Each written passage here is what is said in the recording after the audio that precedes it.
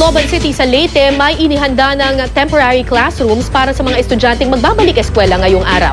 Marami kasing silid-aralan doon ang hindi pa rin magamit matapos masalanta ng bagyong Yolanda. May news to go si Jam Sisante live. Jam! Yes, Kara, kahit nga maraming paaralan na sinalanta ng bagyong Yolanda, balik eskwela na dito sa Tacloban City. Gumagamit na lang ng mga temporary learning spaces tulad ng mga tent para pagdausan ng klase. Sinira man ng bagyong Yolanda ang marami sa mga silid-aralan, balik eskwela pa rin ngayong araw ang 40 elementary school at 14 na high school dito sa Tacloban City.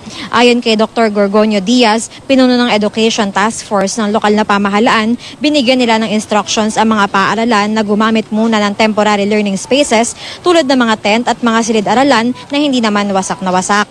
Para sa mga lugar na hindi naman gaanong apektado ng bagyo, susundin daw ang formal na K-12 at basic education curriculum. Pero sa mga bahaging lubos sa sinalanta ng bagyong Yolanda, contextualized curriculum daw ang gagamitin. Ibig sabihin, mga psychosocial activities muna ang gagawin ng mga bata tulad ng paglalaro at pagdodrawing para maging mas madali para sa kanila ang pagbabalik eskwela. Ganon din daw ang gagawin sa iba't ibang mga paaralan na binisita natin tulad ng dito sa San Jose Elementary School.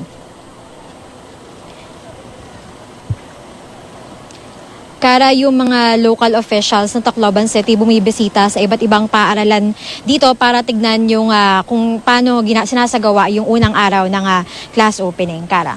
Maraming salamat, Jam Sisante.